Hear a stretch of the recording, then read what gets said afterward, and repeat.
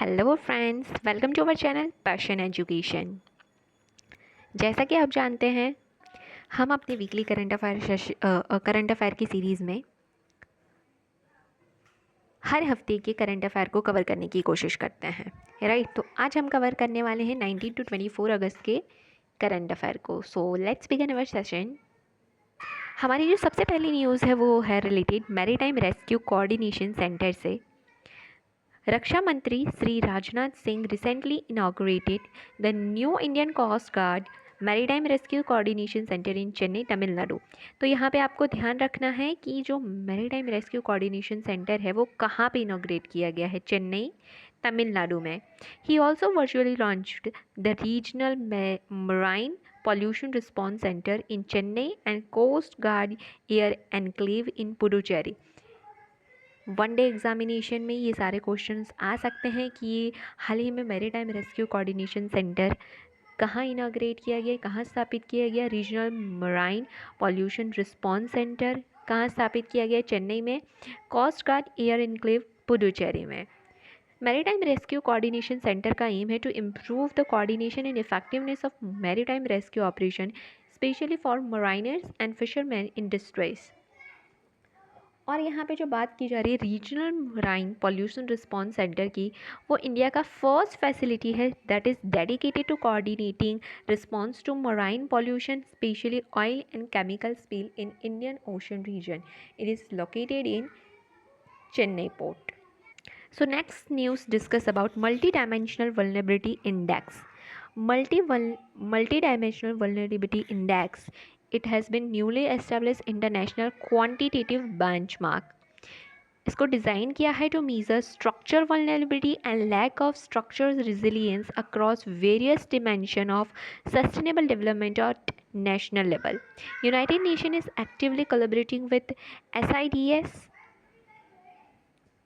to develop and implement the multidimensional vulnerability index.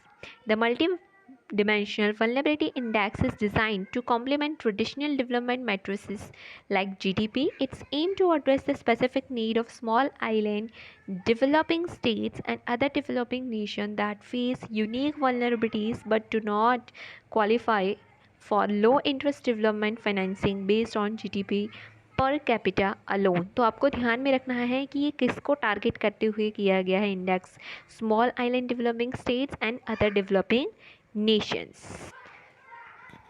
Our next news is related to project on microplastic contamination। और ये project initiated किया गया है FSSAI, that is food safety and standard authority of India के द्वारा। It has initiated a project to address issue of microplastic contamination in food product. The project is being implemented in collaboration with leading research institutions such as CSIR, Indian Institute of Toxicology Research, ICR, Central Institute of Fisheries Technology, Kochi, and Birla Institute of Technology and Science. Now, talking about FSSAI, that is Food Safety and Standard Authority of India, it is a statutory body. Do remember, अगर हम किसी भी organisation institute की बात कर रहे हैं तो वो कॉन्स्टिट्यूशनल है। स्टैट्यूटरी ये क्या है? कॉन्स्टिट्यूशनल बॉडी उसे कहा जाता है जिसके बारे में कॉन्स्टिट्यूशन में कहा गया हो कि ये बॉडी का गठन कुछ इस प्रकार से होगा या ये बॉडी इस तरीके से बनाई जाएगी, राइट। जैसे कि आप यूपीएससी मान लेंगे तो UPSC is a constitutional body. उसी तरीके से किसी ऑर्गेनाइजेशन, किसी इंस्टीट्यूट को अगर आप एक्ट पास करने पे बनाते हैं तो उसे स्टैट्यूट पास करने पे बनाते हैं तो उसे स्टैट्यूटरी बॉडी कहा जाता है। जैसे हम यहाँ पे एग्जांपल देख पा रहे हैं food safety and standard authority of India, जो कि एक स्टैट्यूटरी बॉडी है। It has been established under food safety and standard act 2006। It operates independently under the jurisdiction of Ministry of Health and Family Welfare। काफ़ी बारी ऐसे questions भी बन जाते हैं कि ये पर्टिकुलर ऑर्गेनाइजेशन किस मिनिस्ट्री के अंदर आता है, तो ministry of health and family welfare, इसका हेड क्वार्टर न्यू दिल्ली में। सो फ्रेंड्स, आ गया है हमारा माइग्रेशन सर्वे इन इंडिया 2020-21 की डेटा के रिलेटेड है ये। यहाँ पे जो लार्जेस्ट माइग्रेंट ग्रुप है वो migrant moving from Uttar Pradesh to Maharashtra, सबसे largest group of all external migrants है। यानी जितने भी लोग एक जगह से दूसरी जगह जाते हैं उसमें सबसे ज़्यादा जो माइग्रेशन हो रहा है वो यूपी टू महाराष्ट्र जाने का हो रहा है। टॉप होस्ट स्टेट की बात करें तो Maharashtra host state highest share of external migrants follow करता है, उसके बाद यूपी आता है और उसके बाद वेस्ट बंगाल। अगर हम देखने जाए कि क्या रीजंस रहे हैं माइग्रेशन के, तो 68.2% of all migrations region was marriage. Fine. Now, coming toward our next news, that is Arogya Maitri Disaster Management Cube. So, recently, the Indian Air Force successfully conducted trial of airdropping its Arogya Maitri Disaster Management Cube in Agra. It is a cutting-edge mobile hospital developed by Indian air force. तो ये जो हम बात कर रहे हैं आरोग्य मैत्री डिज़ास्टर मैनेजमेंट क्यूब, ये है क्या?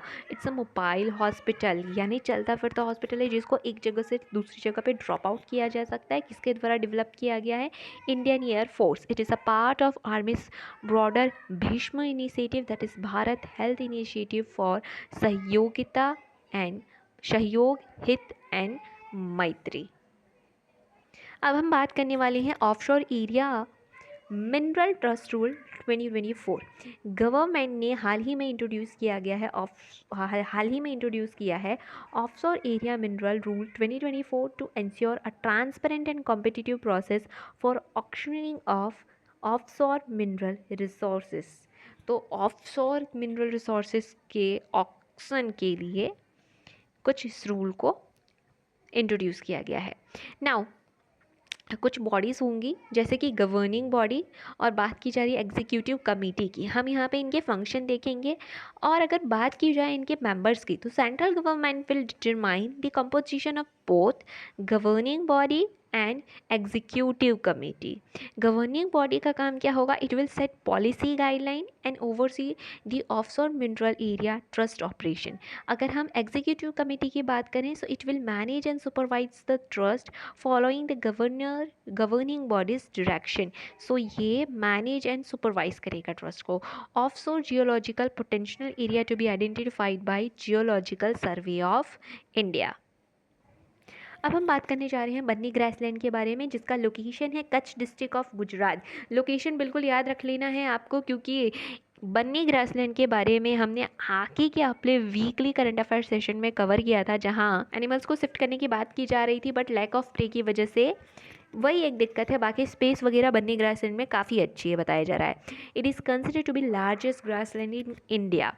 Do remember this thing that it is considered as the largest grassland in India. Wetland and grassland दोनों ही को एग्जिस्ट करता है। अब ये आपसे एग्जाम में पूछा जा सकता है कि बन्नी ग्रासलैंड के बारे में ये दिए गए स्टेटमेंट्स में से कौन सा स्टेटमेंट करेक्ट है, और वहाँ दे दिया जाएगा वेटलैंड एंड ग्रासलैंड को एग्जिस्ट करते हैं। आपको कन्फ्यूज़न होगा कि ग्रासलैंड तो है, वेटलैंड है क्या? तो यहाँ पे ये सारी लाइन इसलिए मैंने मेंशन की है that wetland and grassland they both coexist in Banni. Features as sparse growth dominated by low fops and graminoids, including salt-tolerant variants along with scattered trees and scrub. In 2019, NGT National Green Tribunal ordered to demarcate the boundaries of Banni grassland and restricted non-forest activities. The Maldaris is a pastoralist tribal group living in Gir National Park in the Banni grassland reserve area. अगर हम NGT की बात करें तो ये भी एक statutory body है जिसको कमीशन किया गया था 2010 में। तो यहाँ पे एनजीटी अगेन एक एग्जांपल है स्टैट्यूटरी बॉडी का। बन्नी ग्रासलैंड के बारे में हमने कुछ पॉइंट्स डिस्कस किए जिससे बिल्कुल से याद रखिएगा। So next news talk about Shaurya Samparva 1.0 that it is related to Indian Army, which has held a significant event called Shaurya Samparva 1.0 at Manekshaw Center in Delhi on 19 August 2024. So ये रखा क्यों गया था? ये इवेंट का एम क्या है? So it was organized to strengthen coordination between Indian Army and its veteran officer, focusing on a strategic vision for nation building. The event was a platform for sharing idea between current army leadership and veteran officer, right? तो ये काफ़ी एक अच्छा भी event है, क्योंकि veterinary officer से जो उनका एक्सपीरियंस रहा है उसके थ्रू जो करंट आर्मी लीडरशिप के लोग हैं वो चीज़ें सीख पाएंगे और समझ पाएंगे। अब हम बात कर रहे हैं पुरंदर फिक्स की। APEDA, that is the Agriculture and Processed Food Product Export Development Authority facilitated export of India's first ready-to-drink fig juice made from GI tag Purandar figs to Poland. यानी पुरंदर figs को GI tag मिला हुआ है. कहाँ का मिला हुआ है? पुरंदर तालुका इन पुणे डिस्ट्रिक्ट महाराष्ट्र का. If you talk about its कहाँ पे ये ग्रो अप किया जाए तो dry weather hilly terrain and well drain soil in the region make it perfect for fig farming.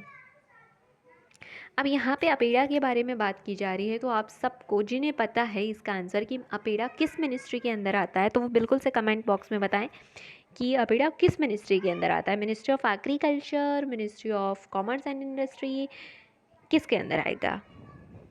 Talking about drips disaster resilient infrastructure for power sector. So it has been launched by Ministry of Power and Ministry for Housing and Urban Affairs. They aim to enhance disaster preparedness and response in India's power sector by providing centralized platform for rapid identification and deployment of resource during emergency. तो यहाँ पे disaster preparedness की बात कर रहे हैं, response की हमारे इंडियन पावर सेक्टर के अंदर. उसके लिए कुछ ये जो ड्रिप पोर्टल है उसे रेडी किया गया है. This portal aims to address vulnerability exposed by recent natural disaster such as cyclone, flood, particularly in coastal state and union territories. हम यहाँ पे एक और पोर्टल की बात करने वाले हैं, दैट इज़ जल विद्युत DPR पोर्टल, जो कि डिवेलप किया गया है सेंट्रल इलेक्ट्रिसिटी अथॉरिटी के द्वारा.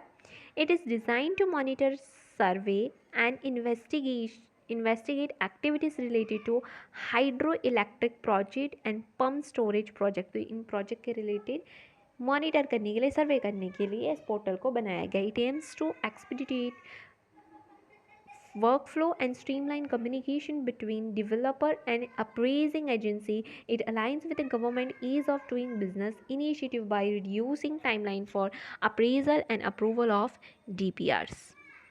तो यहाँ पे एक इस पोर्टल जो लॉन्च हो उसकी कड़ी में एक और पोर्टल जुड़ जाता है, prompt portal. Ministry of power and ministry of housing and urban affair ने लॉन्च किया है portal for online monitoring of project thermal in New Delhi.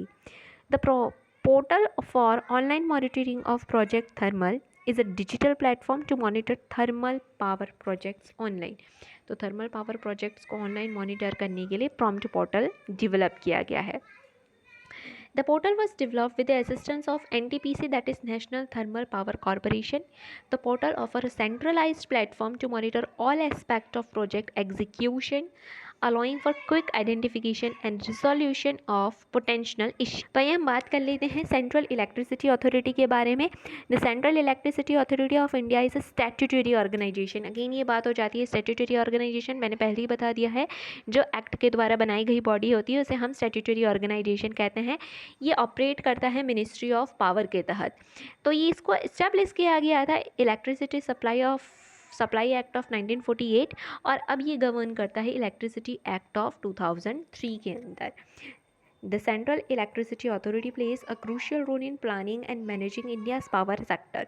Its primary mandate is to advise government on electricity generation, transmission, distribution, ensuring a reliable, efficient power supply across the country.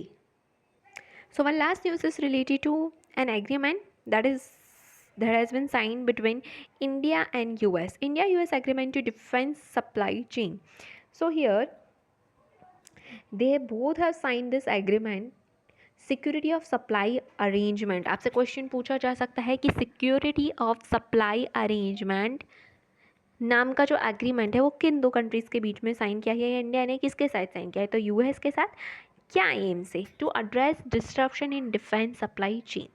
With this agreement India becomes 18 country, 18वां country हो जा रहा है जो US के साथ ऐसा कुछ एग्रीमेंट साइन कर रहा है. दूसरी कंट्रीज़ की बात करें तो ऑस्ट्रेलिया, कनाडा, जापान, यूके और बहुत सारे यूरोपियन नेशन शामिल होते हैं.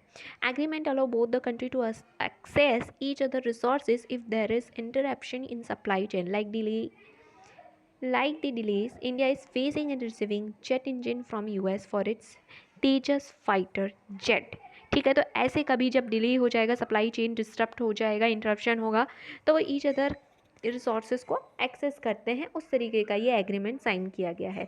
The pact include clauses that enable India and US to access industrial resources from one another to handle unexpected supply chain problem, ensuring they can meet their national security need। So यहाँ तक हमारी detail news जो आपके exams में आ सकते हैं वो cover हो चुके हैं। हम वन लाइनर देख लेते हैं। So here, Prime Minister Narendra Modi and Malaysian Prime Minister Anwar Ibrahim upgraded the bilateral relationship to comprehensive strategic partnership. This step builds on strategic partnership of 2010 and the enhanced strategic partnership of 2015। Juice mission की बात कर रहा है next news, जो कह रहा है कि जूस मिशन, अब यहाँ पे आप याद रखिएगा जुपिटर आईसी मून एक्सप्लोरर, ये मिशन किसके द्वारा लॉन्च किया गया है? तो यूरोपियन स्पेस एजेंसी के द्वारा, जो कि जुपिटर और उसके 3 मून को स्टडी करेगा। Next point, next news that is related to Prime Minister Narendra Modi traveled by a train from Poland to Kyiv, Ukraine. The train is nicknamed as Rail Force 1। Our last news, TNPB is a small transponse protein from the bacterium, यहाँ मुझे थोड़ी दिक्कत होगी, मैं इसे pronounce नहीं कर रहा हूँ, आप इसे रीड कर लीजिएगा। That is used for precise genome editing. तो जीनोम एडिटिंग के लिए हम पहले क्रिस्पियन टेक्नोलॉजी के बारे में जानते थे, Cas9 के बारे में, जो जीनोम एडिटिंग कर रहा था। वैसे ही एक नई तरीके से, जो कि क्या होगा, क्रिस्पियर से भी स्मॉल साइज का होगा, TNPB जीनोम एडिटिंग के लिए एक नई टेक्नोलॉजी। सो इसी के साथ साथ हम 19 से 24 अगस्त का वीकली करंट अफेयर कवर कर चुके हैं। अगर आपको किसी भी करंट अफेयर में कोई भी डाउट है तो आप प्लीज़ कमेंट कीजिए, उसे पूछ सकते हैं। बीच में ही मैंने आपसे एक क्वेश्चन भी पूछा है, जिसको भी आंसर आता है उसे कमेंट कीजिएगा। कोई भी डाउट हो या कुछ कोई भी क्वेश्चन हो आपको, आप उसे पूछ सकते हैं। हमारे चैनल से जुड़े रहने के लिए इस चैनल को सब्सक्राइब करें। वीडियो पसंद आई हो तो लाइक करें और दूसरों के साथ शेयर करें। Thank you for watching.